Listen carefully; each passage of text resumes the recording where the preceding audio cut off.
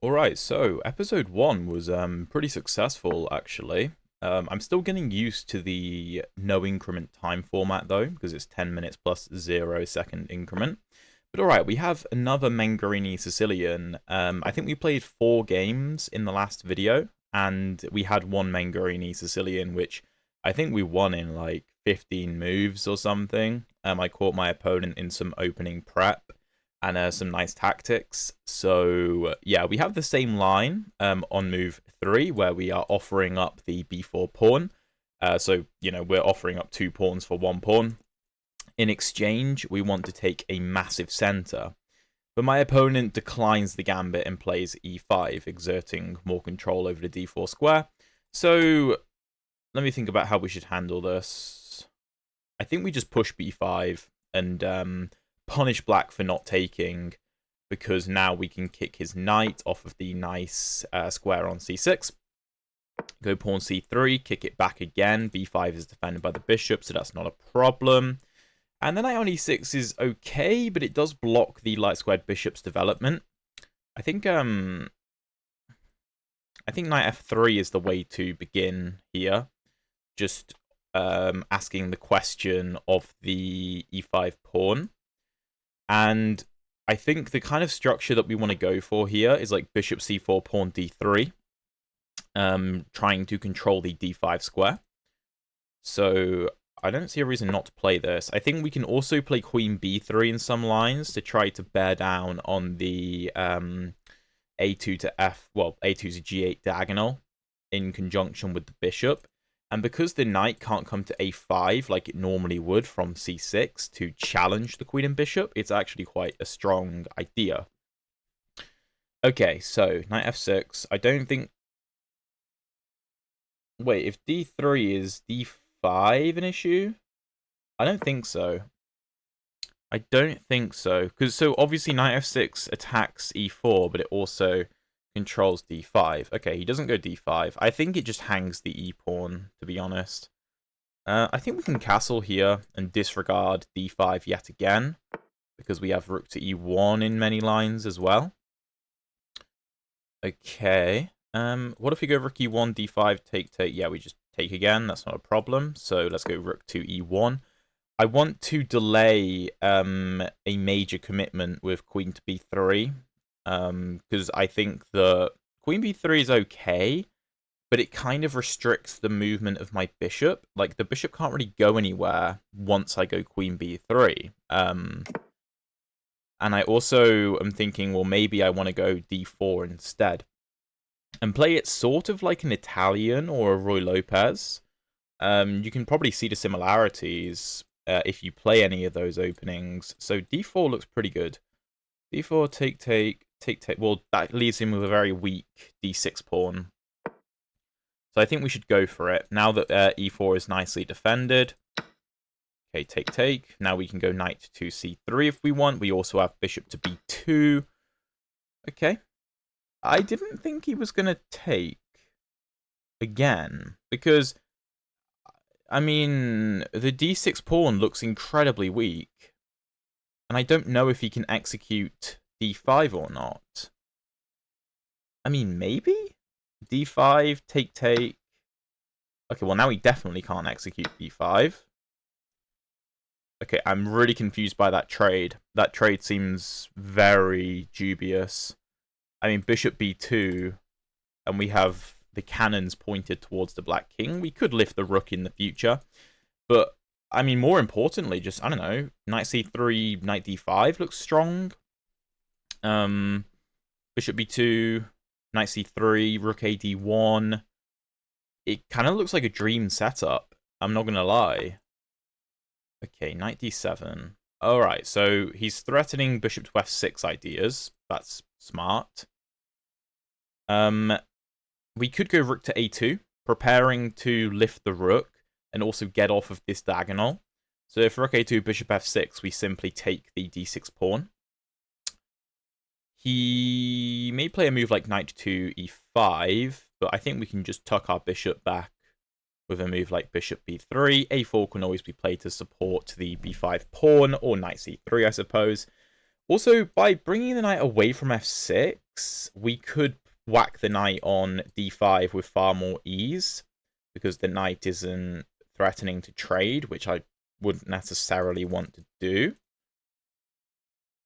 Okay. Do we have any other options? No, I think we have to... I mean, this bishop is coming to f6. We can't stop it from coming to f6. We can't really execute e5. I mean, maybe f4, bishop f6, e5, but... I don't know. I don't like that. I don't like weakening this diagonal. And also, I mean, black could force a queen trade. And I don't think I want a queen trade in this position. I think that we have very nice attacking possibilities.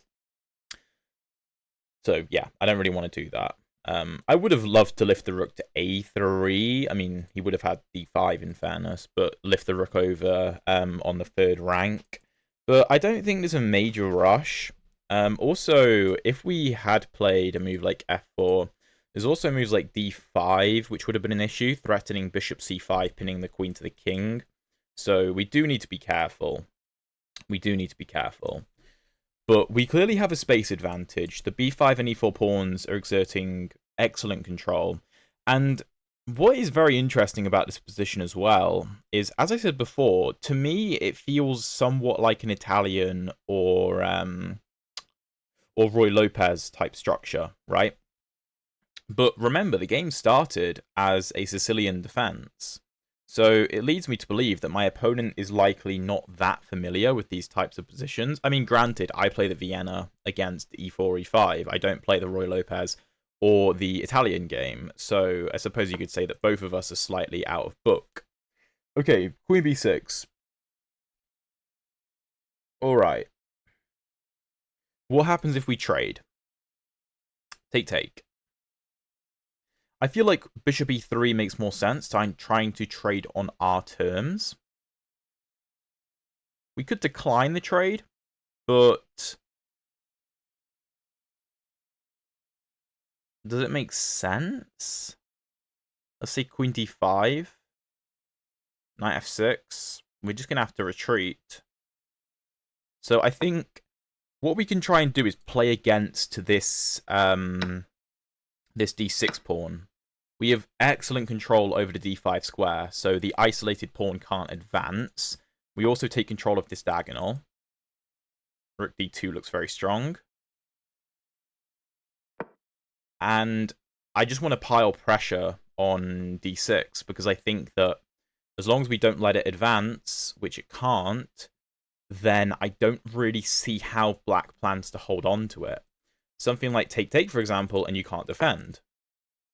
Okay, good move. So if I take, then bishop takes or pawn takes, and the pawn is secure. So he's, of course, attacking my bishop.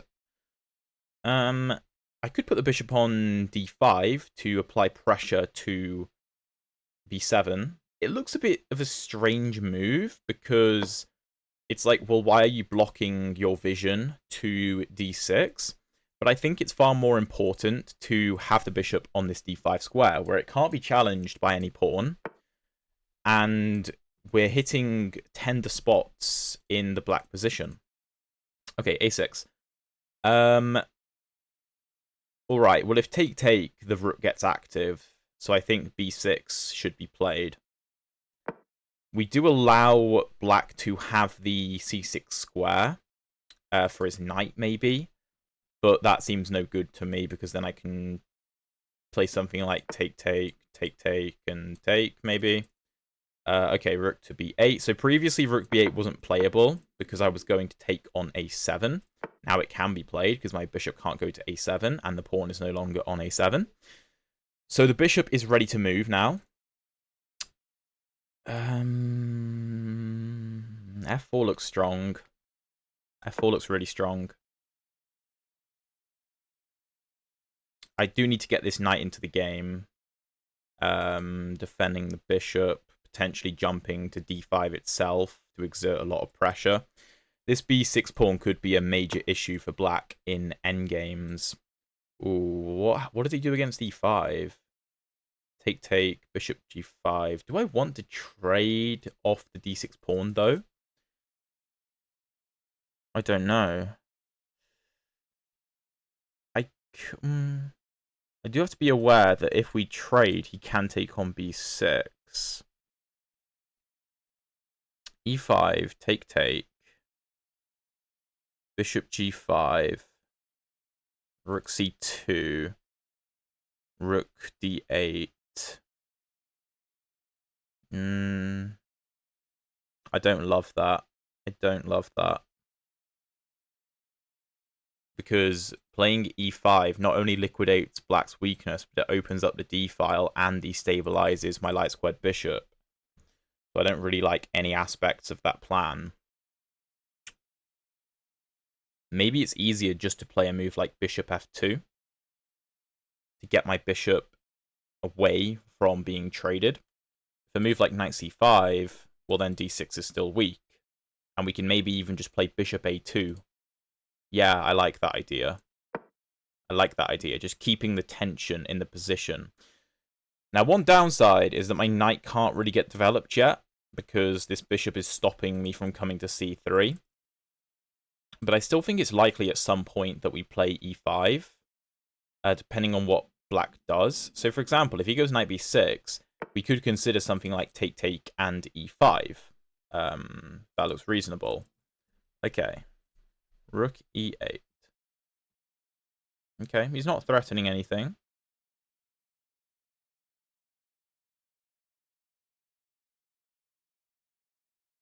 I'm just going to go bishop a2 and threaten the d6 pawn. I don't see a reason why this is bad. I mean, the bishop on d5 performed its duty on this diagonal, right? It's kept this bishop and rook tied down to a measly pawn, right? So it's served its function on this diagonal, but this diagonal is still very important, particularly since rook to e8 weakens the f7 pawn further, right? Because the rook was previously defending it as well as the king. Now it's only defended by the king. And also, we need to open up the d-file for the rook, and it's unclear how black defends this. If he plays a move like bishop to e7, knight c3 looks very nice, with the simple threat of knight d5, knight e7, rook e7, rook d6, and we have the bishop pair up a pawn, and our b6 pawn is very strong, and our e5 pawn is very, well, the pawn on e4 going to e5 is very strong, doubling up, and these pieces suck, right? By the way, if you're enjoying the video so far, please drop a like and subscribe if you haven't already. I'd really appreciate it, and I hope you enjoy this format of video. G5, that feels desperate. That feels desperate. Okay, if take.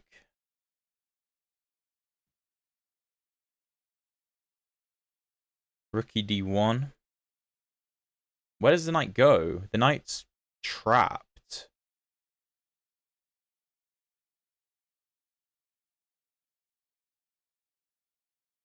There. And if we manage to take here, f7 is so weak. We could play g3.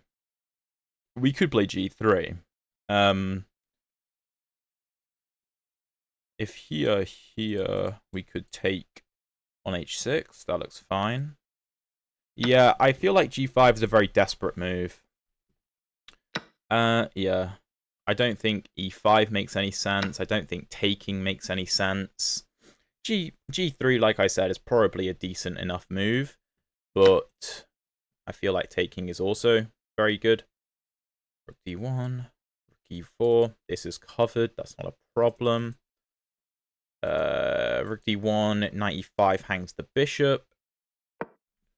Yeah, I think the black pieces are stumbling over each other a bit. There's just too many weaknesses, right? The knight is weak. The f7 pawn is weak. The bishop on f6 is weak. The pawn on h6 is weak. Yeah, he's going to let me do this, which feels pretty suicidal. I see no reason not to go for this. Now, one downside is that our knight on b1 is, like, unable to develop still, because the bishop still covers. Okay, but now we just trade, and I can take this diagonal for myself. Probably.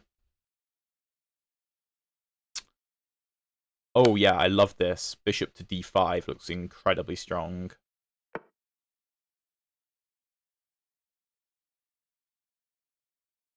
just blocking up the d file, trying to keep this rook tied down. I'm expecting rook c8, trying to play rook c1, but no, okay. But this feels like a... Well, if I go here, then he can take knight c4, bishop e7, or let's say bishop to c4 to stop knight to a5. Okay, so maybe I should start with a4. a4, rook c8, knight c3, bishop to b4, bishop b7, take. I think that endgame should be winning. It is opposite color bishops, though. What if I bring the king? King f2, rook c8, king e2, rook c2. I don't want to give him g2 and let him push the pawn, though.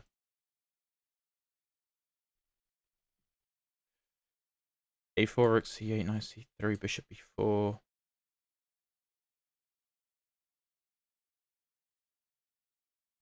Knight d2, bishop a3, knight c4, bishop to b4. Oh, I need to move. I forgot I have no increment. Okay, I need to just play moves. What am I doing? What am I doing? Spending way too much time. e4 looks interesting. Because it's untouchable. Okay, I think this is good.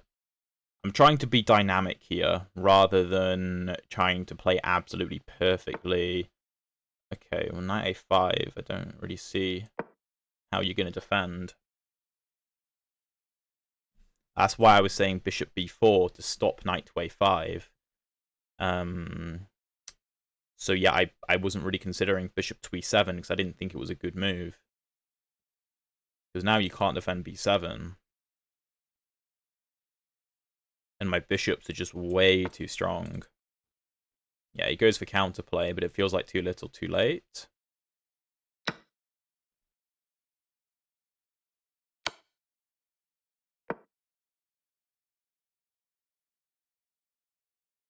My bishop just comes back and we push, I think. I don't really have to take the a6 pawn. I don't think it's necessary.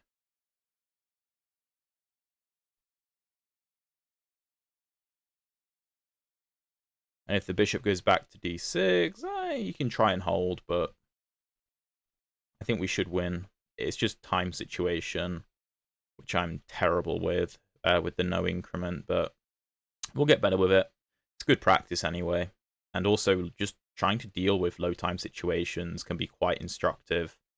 Because, you know, you probably do play differently in time pressure.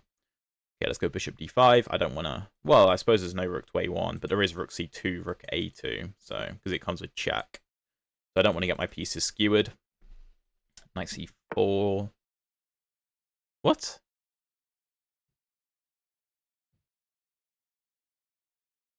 Okay.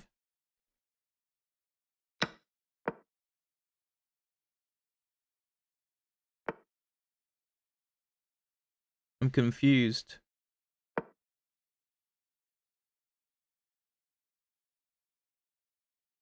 Bishop a6, knight c6.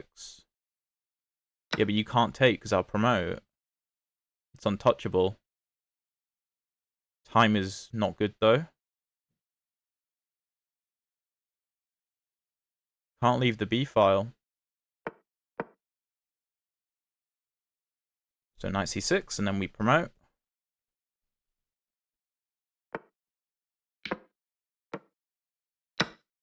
Yeah, we should have enough time here.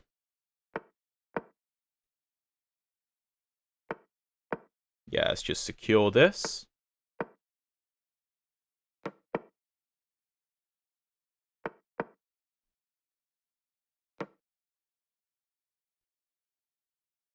And I'm just trying to make it so that his pieces can't move. And I should just win on time because he has no moves. There we go. Nice. Awesome. Very interesting game. Very interesting game. I think we handled the opening pretty well. Let's have a quick analysis, and then we'll jump into another game. Might do 2 or 3 games today in total. If it loads. Okay, there we go. Okay, what does the game review give? Oof, 90.3% accuracy for us, 79.7 for my opponent. That's pretty good for 10-minute rapid. So, yeah, in the last video in this series, we had take, c3, knight c6, d4, d5, take, knight a3. I think in that game we had e6, knight b5, bishop d6, bishop c4, and you can't touch this bishop because of knight d6 check. So the line is queen e4 check, knight e2, bishop b8 to cover the c7 square. But my opponent took the bishop, and we took on d6, and then we won because we just picked up the queen. But here my opponent went e5, so we go b5, kicking the knight, c3, knight e6, knight f3. Oh yeah, so bishop c4 is actually slightly better because here black can go for the immediate knight f6, which is something I think I mentioned. And I don't think this exchange is very good for us because black has a pretty good bind over d4. So I think we're supposed to play bishop c4 first. And if knight to f6, d3, d5, take, and, you know, we have an interesting structure here. But my opponent goes d6, bishop c4, knight f6, pawn d3. I wasn't really concerned about d5. I think you'd have to take, and something like knight e5, we should be good. The computer prefers a4, which I can't really explain to you. Wait, why is a4 good? Knight b6, bishop b3, bishop d6. I don't know. I don't know why a4 is good. But d3, h6, castles, bishop e7, rook e1, castles. d4's a mistake, interestingly. Engine hates that. It wants a4, which, okay, yeah, a4 is always going to be a good move. Also likes knight bd2. Of course, that's always going to be a good move. h3, always going to be a good move. What's wrong with d4, though? cd4, cd4, ed4, knight d4, the immediate d5. Yeah, so I actually thought my opponent was going to go for this. Because I've realized that knight e6 doesn't work. Because this is way too well defended. And the black pieces are perfectly developed. And I've only really developed 2 pieces. But he took on d4, which confused me. Apparently it's still good, but he has to find knight g4 to maintain an advantage. Which, again, I don't really understand. Oh, bishop f6, knight e5. Okay. But he goes knight e7. Similar idea. Rook a2 is good. The computer likes bishop b2, and if bishop f6, just queen d2. Which I admit I didn't really consider just going for this, but this is pretty much equal. I went rook a2 though. Queen b6, again, surprised me. Bishop e3 is the best move. Take, and the game is equal, but I feel like only white can really win this because of how weak d6 is. So bishop f6, rook d2 is best defending. Knight to e5, which I thought was a good move. The engine prefers knight b6. And if bishop takes, a takes, and rook d6, we defend a3. Bishop c5, and the engine thinks the bishop pair is enough to hold, I suppose. But again, I mean, only white's going to win this with the extra pawn and this damage structure. But knight e5, bishop d5 is best, and the black position is just struggling now. a6 is a good move. I go b6, which is good. Rook to b8. F4 is the best move. Knight d7. Here, the engine does want e5. I didn't like this because of take, bishop g5. Oh, it is rook f2. I missed rook f2. I was calculating rook c2, which is still apparently good. I'm just realizing this knight has no moves, so rook d8 can't be played anyway. Oh, okay. Yeah, I just misevaluated the position. The knight has nowhere to go. I went bishop f2, though, which is still good. Rook to e8 is a mistake. Bishop to a2 is good. Moving the bishop anywhere on this diagonal is good. But bishop a2 is apparently the worst of the bunch. I don't see why it's relevant, but it is. G5 is a mistake. Like I said, that felt very desperate. I played rook d6, which is good. G3 is also good. But I thought rook d6 was the easiest move. My opponent took on f4, rook e to d1, doubling up. And the best plan for black is to take on e4. And here, taking the knight is fine. But after take and rook e7, black can hold on because I don't have bishop to d5 anymore, supported by the e-pawn. So better after rook e4 would be just to develop the knight to d2 with tempo on the rook back to e7, and a simple knight c4. And the black position just can't move. The knight can't move because the bishop hangs. The rook can't move because the knight hangs. If the bishop moves, let's say bishop to g7, then bishop b3. I think we're just going to bring it to a4. Bishop f8. Rook d5. I think we're just suffocating the black position. Like, let's say knight f6, trying to break out, just rook d8, and you just can't move. So my opponent went king g7. We, of course, took on d7. Take. And now you don't have time to take on e4, because I'll take on f7, king g6 holding on to the bishop. Simple king f1 is good, bishop d5. It's all winning. So rook e7. I took, take, and bishop d4 check. f6, bishop d5. King f2 is slightly better. I thought he was going to go rook c8 here and try to create some counterplay. I thought taking was wrong because, of course, rook c1, picking up the knight. So better is king f2, rook c1, knight c3, giving up the a3 pawn, similar to what we did in the game, actually. King e2 is strong, bishop b7 is strong, knight e2 is strong. Essentially, this a pawn isn't really going anywhere. It's all about the b pawn. So my opponent went bishop d6. I didn't think this was that good. I went knight d2, giving up the a3 pawn to play knight c4. And here I thought bishop b4 was the only move. The engine agrees. Stopping knight to a5 and knight to d6, both going after the b7 pawn. Here the best move is knight to e5, which is hilarious because, of course, if take, you lose the rook. I was, I think, considering pawn e5. I don't know if I would have played it, but that does blunder to rook d8. Also, I think king f2 looks good. Just getting the king into the game, of course. What else is good? Knight b2. I don't know if I'd play knight b2. But I thought bishop b4 was definitely the way to go. I would have liked to think that I play king f2, a5, king f3, a4. Now e5 is strong, because if rook to d8, ef6, and I think king to e4 is the idea. Holding on to everything, or bishop e4, but I like king e4.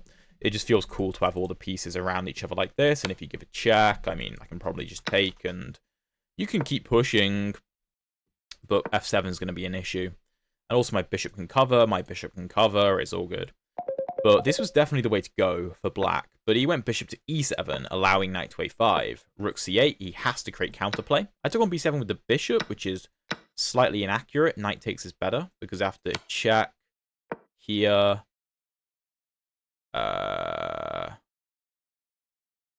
Oh, I guess we also stopped bishop c5. But I kind of wanted a bishop trade, so I don't know. I don't see why it matters. Rook c1, king f2, bishop d6, bishop d5, bishop e5, take, pawn b7, and we're just completely winning because, okay, the engine finds knight b3, which I completely missed, just blocking the rook's vision, which I should have seen, really.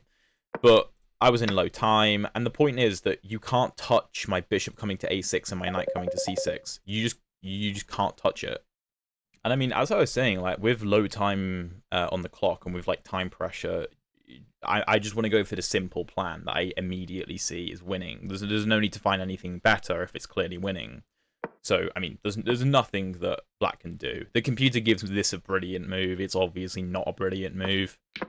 And then, yeah, I mean, I just want to put my pieces on squares they can't be attacked, and black will run out of moves. And, you know, like, obviously I could have taken the pawn here, but I don't need to. because my moves are easy, and black is just going to run out of time because there's only so many moves that he can play.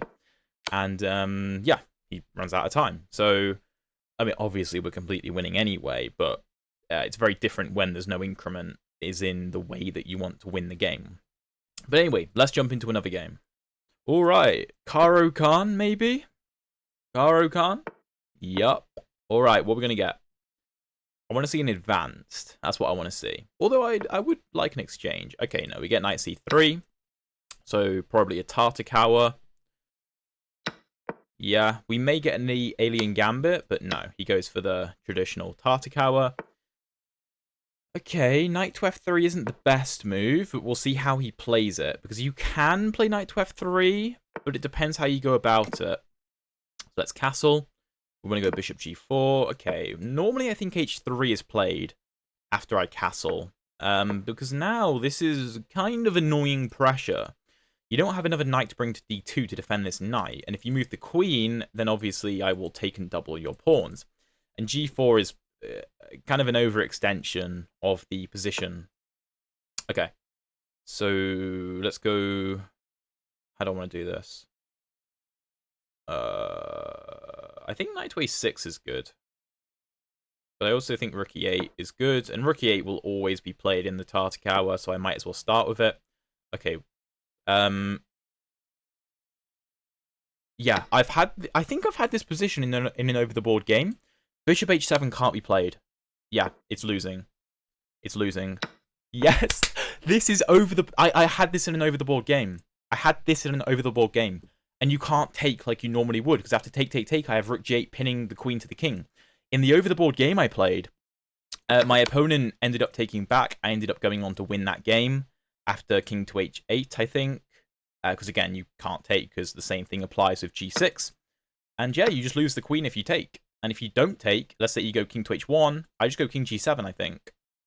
Defending g6, and I'm up, what, a piece for the 2 pawns? And also, your king is very weak. Rook h8, and how are you going to stop this? Yeah. I mean, you can go king g2, but, like, you're down a piece. That's nuts. I've had that exact thing in an over-the-board game. That's crazy. That's crazy. And yeah, I mean, the Tartakower, there's a lot to it that, I think a lot of people consider the Tartakower to just be like a very drawish line, a very equal line, or just slightly worse for black, no matter what. And I mean, in some ways it is, if white really knows how to play the position, but there's always play. There's always some kind of play, especially with the kingside pawns. For black, particularly. White normally plays on the queen side. Okay, he still can't take, because still rook g8. So I suppose I could just develop the knight. There's no rush. Let's develop. Knight d7. f4. Okay. Interesting. We could go f5, but I don't love it. We could go queen c7, going after the f4 pawn. That looks reasonable. Again, you still can't take because of rook to g8. I will probably end up playing king g7, but yeah. So I'll play king g7 now. He may go f5, but I think I can just go g5. Okay. I think I slightly underestimated this.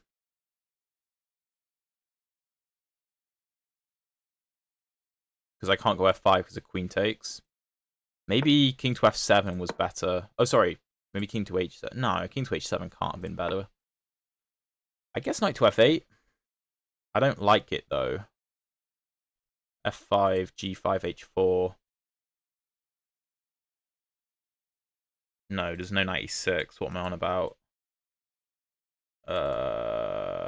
Okay, I don't like what I've done here, actually. I should still be okay, but I need to be accurate. I've just dug myself a little bit of a hole for no reason. I mean, there's no other way to defend other than knight to f8. Now, if I get this in... Yeah, no, that can't be good. Then I'm winning.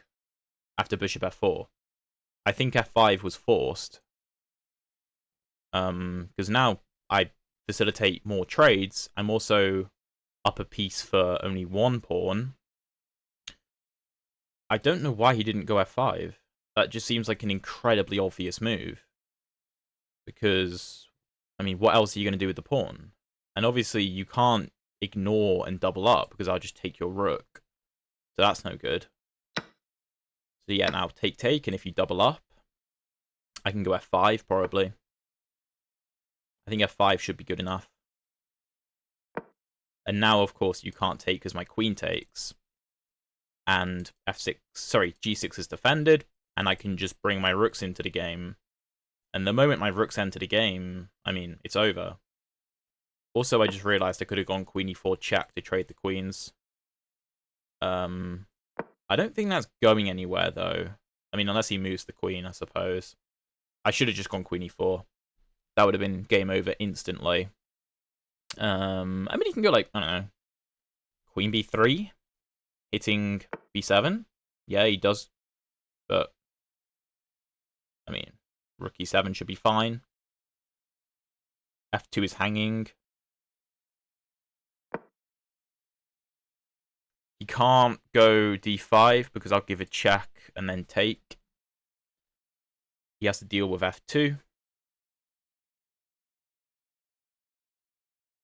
I'm probably just going to double up and try to infiltrate.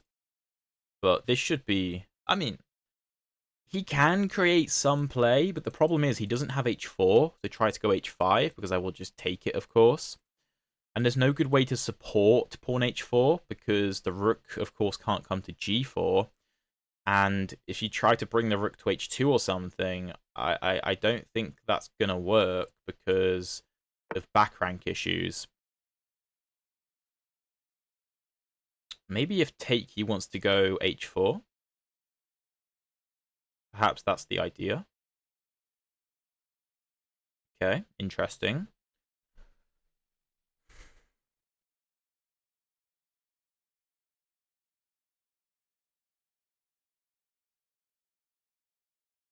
Take h4.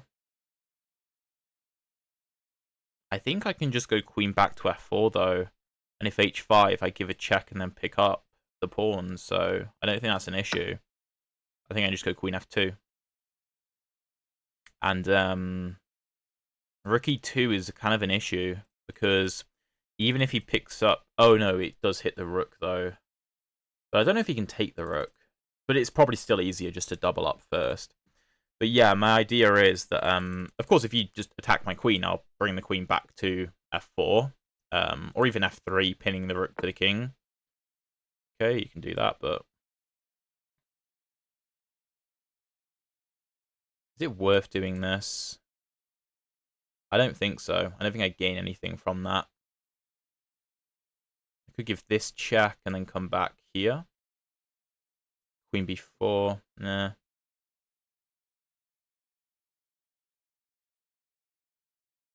Let's give this check. And then I'm just going to come back to f4. And now I'm up a full piece. And we're pinning the rook to the king. Now I just need to secure b7. That's not really an issue. I can go a6 probably.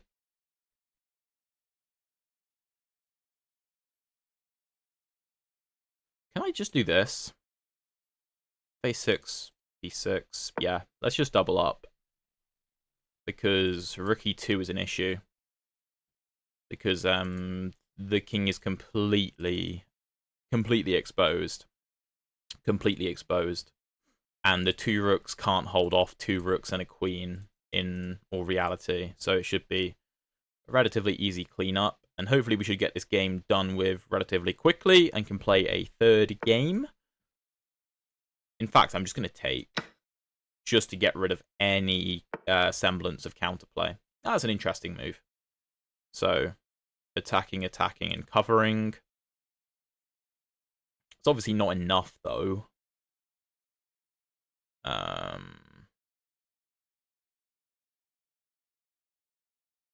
Rook e3. queen c6. Rook g3. If this, here, check, and we trade the queens. Or maybe I can just come back first. Take here, though. Oh, then f4 is very strong. Oh, yeah, f4 is a massive threat. f4 is a huge threat.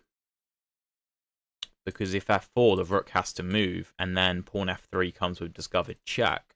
And if f4, rook f3, blocking the advancement of the pawn, then rook e3 looks crushing. I mean, I can probably just give this pawn away. Yeah, let's do it. Pawn f4. Rook e3. And then, sorry, rook f3, and then rook e3, and if rook f2, here.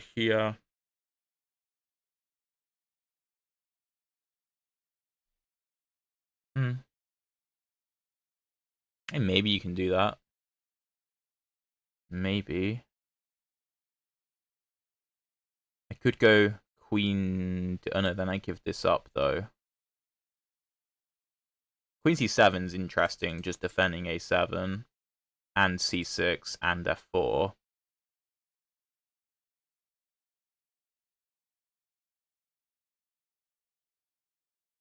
I think I'm going to go for it just to be solid. Defend the 7th rank, keep an eye on the pawn, keep an eye on the pawn, keep an eye on the pawn.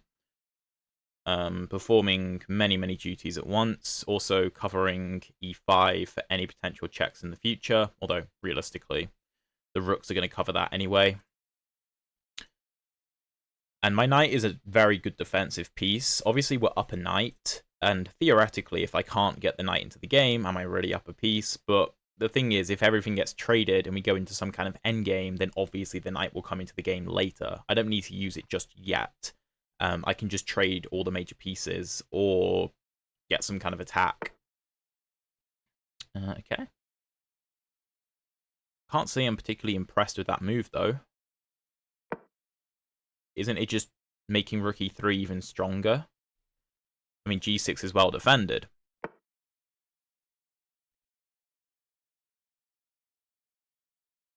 Yeah, I still don't think it's good. Because rook e3, the queen moves, f3 comes with check, the rook has to block.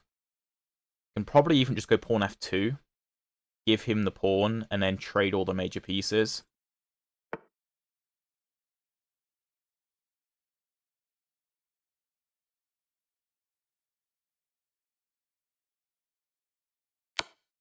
Rook g3 is obviously forced, otherwise I take it. White still has no checks, g6 is defended.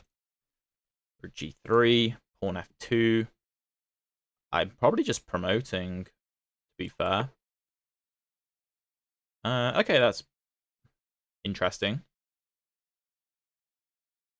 So if take, rook take. I can still go pawn f2, though. And if take, I promote. I could even promote to a knight and win the rook.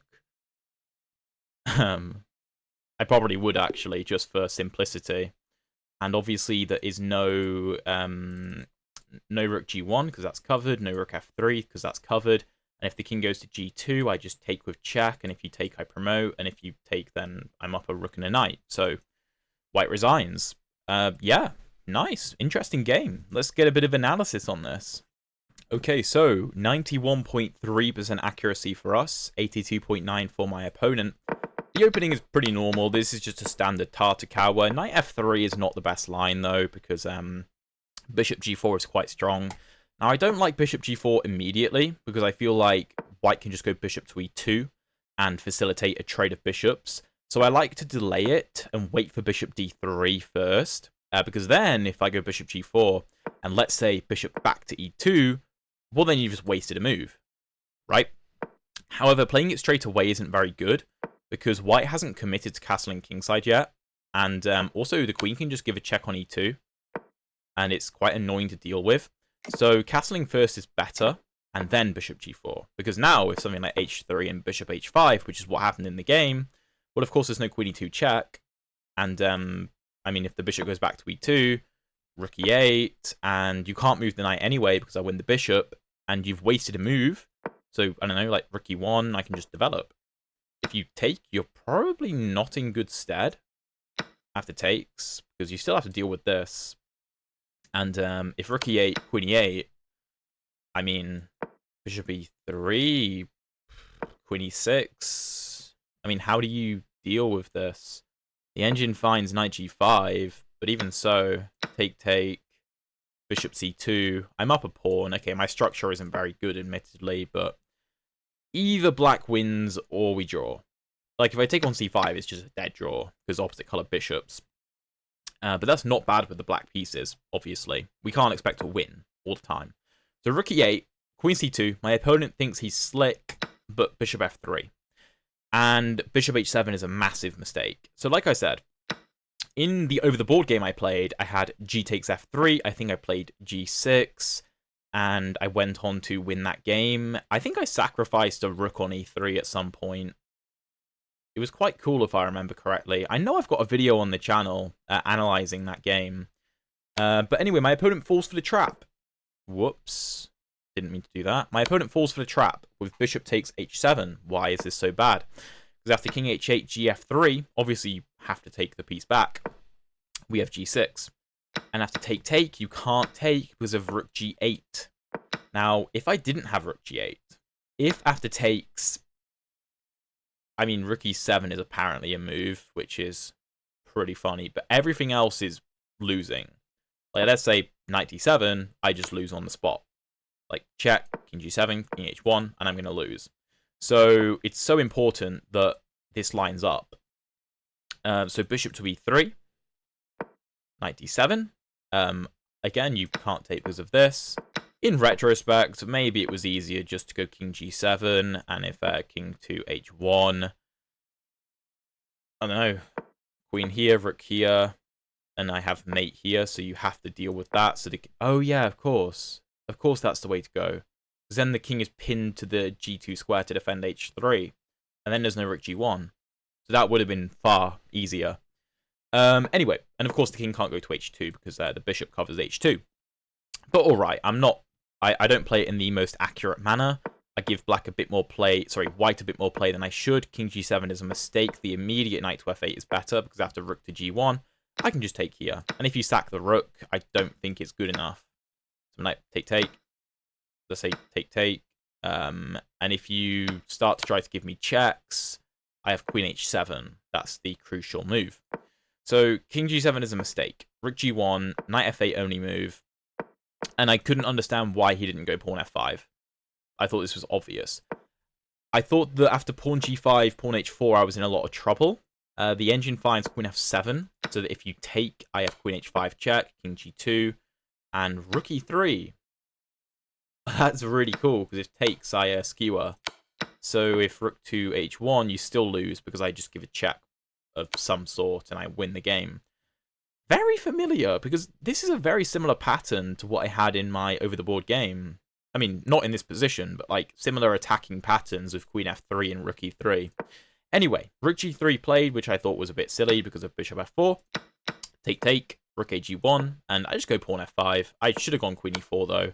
This would have ended the game instantly, because I'm up a whole piece and you have no more attack. I went pawn f5, though. Queen b3 avoids the trade. Rook e7 defending. Queen f2, no reason not to. And then pinning the rook to the king. h4 can't be played, which was my only concern. Rook a to e8, a6, I just take it. Queen c4, queen d6. Maybe not the most accurate, but I don't need to be insanely accurate. Like, rook e3 is the best move, but I don't need to be giving him play, necessarily. Like, I mean, now that you see it, it's very obvious. The rook is hanging and the queen is hanging. You can't deal with both threats at the same time. But I didn't know that at the time. You know, I just want to play simple moves. So queen c7, queen d3, rook e3. And here I felt like it started to completely fall apart because I thought that white had to play rook to f2. I thought that was forced. And it's the best move. It also, however, concedes that white has absolutely no play, because both rooks are tied down to the defense. And if I play a move like rook e3, which I was going to play, if you take, I mean, g5 probably wins. Yeah, g5 just wins. I'm just going to be up a rook and a knight. So anyway, he went about it like this: rook e3, queen g4, pawn f3, queen g3, and then we find this nice combination with pawn to f2, and my opponent resigns. I mean, everything is winning, realistically. Everything wins, but this is by far the most simple option. If I didn't have that, I could still play rook e2, king g1, pawn f2, king f1, rook b2. And yeah, you could win this, but it doesn't matter, because if you take, well, I still have a knight. I'm up a whole knight, so it doesn't matter. But yeah, let's jump into one more game. All right, looks like we're going to be having a Slav defense then. Okay. Exchange Slav, very boring. We can have some like incredibly boring lines here, but my opponent says no with pawn to f3. What on earth? Okay, knight f6. Oh, am I falling for a trap?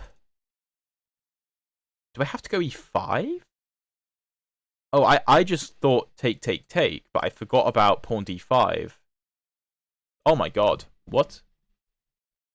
Do I have to go e6? That's not good. That's not good. Pawn e5, take. Pawn e5, take. I'm just down a pawn. Take, e5, take. No, that's no good. I'm going to have to go e6, aren't I? I'm going to have to go e6 and just be worse. I can still play this, though. I can still play this. It's kind of like a French. Kind of like a French. Okay.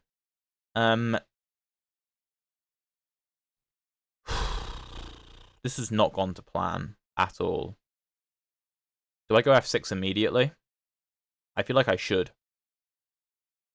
Queen g4, pawn f5. Wait, here. No, I can take. Okay, that's all right then. Because taking covers e6.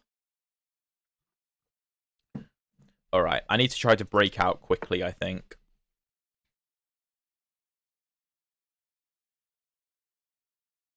Take. Take.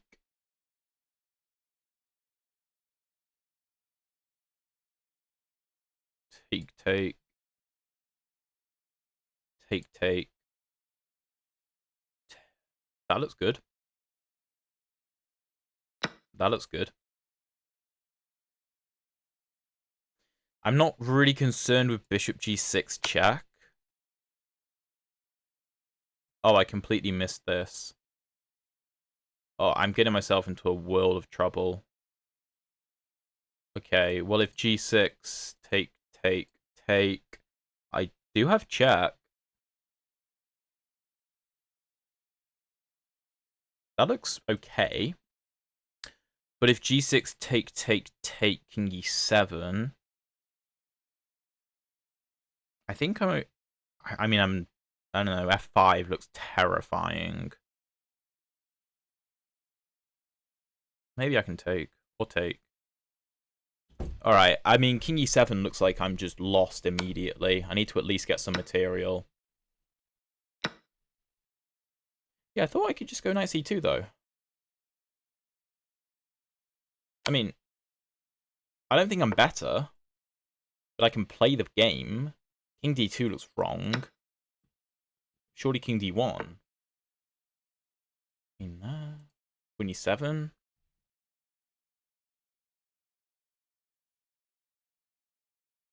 I can't defend g6, but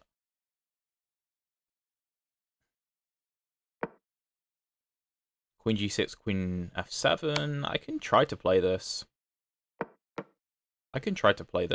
This is such a weird position. My knight is probably trapped, but okay. Well, let's take and open up this. Wait, am I winning? after bishop h6. Because... Is this not mate? Well, okay, sorry, not mate. But... Queen there. Okay, let me just consider the possibilities. If queen d3... No. No. I mean, I could just play queen takes queen, king takes queen, and bishop takes c1. And then I just take on b2, and I have way too much material. What on earth was that game? That was the weirdest Slav I've ever seen. I've genuinely never seen that f3 line before. I've never encountered that. That's so weird. 93.1% accuracy for us, 78.2 for my opponent. I wonder what I was supposed to play against f3. Oh, the immediate e5? de5, d4, knight e4, bishop f5, let's say knight g3, bishop e6. This doesn't feel that natural to me. Is there anything else against f3? No, e5 is just the move. Huh. So I played knight f6, and after e4, I realized I can't play take. If f takes, then queen takes d4, and that's what I calculated. And I was like, oh, well, that's fine then. And then I realized, wait a second, he just pushes d5. And this looks terrifying. This looks terrifying. The engine thinks I can play with e6, but I thought e6 was easier because I knew this wasn't going to be good for me, but I was at least familiar with these types of structures because it's like a French, and you sometimes get these sorts of positions in Caro Kanns, which of course I play. So, okay, pawn f4 is best. f6, the engine doesn't love it, but I'm trying to create complications. The best move is knight f3, which I was expecting to see because it just supports the center. But my opponent went bishop d3, and I took on d4, which is the only good move. Everything else loses. I have to allow this and go g6, and I'm okay. After take, I thought he was going to take on g6, but this is actually the best move. Knight c2, king d2 was a massive mistake. I couldn't figure out why he didn't go king d1, because it keeps the bishop open. And as we saw in the game, he lost because of bishop h6 check, because the king was vulnerable on d2. So king d2 is just strange. Knight a1, queen g8. Again, queen g8 surprised me. I thought he was just going to develop his pieces and say, okay, you may be up material, but you're probably going to lose your knight. And also, how are you going to develop? I thought that was going to be his argument.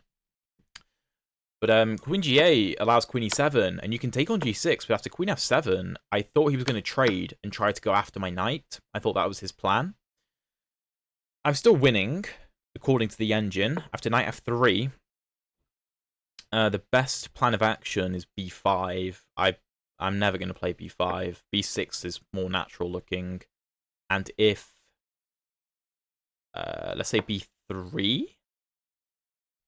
bishop a6, let's say bishop b2, bishop h6, let's say bishop a1, bishop f4, so let's say g3 defending, fe5, okay, there's play, and if king e3, oh, sorry, then the knight gets out. But queen g3 kind of baffled me.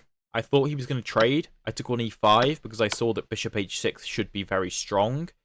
The engine here recommends that white just sacrifice the bishop, but obviously that's completely losing. It does find knight b5, which is very interesting. And here my only good move is queen h7? Or it's the best move by a long shot anyway. I can also play this, but that looks pretty scary. Allowing queen g8, which is not a good move, according to the engine. Because are you just getting mated? Oh, sorry, my queen's defending the knight. Oh, I'm alright then. And if check, I just run. But yeah, my opponent went king d1, I play queen f1, queen e1 is the only move, and I was just gonna play take, and I'm up way too much material, so after queen e1, my opponent resigns. I mean, that was a Caro Kann, sorry, not Caro Kann, a Slav defense line that I've never ever seen before. 3 very interesting games, 3 victories, and we are well on our way to the 2200 goal. I hope you guys enjoyed this video and the format, like the style of the video. If you want to see the previous episode of the series, then the playlist will be down there, so you can just click on that.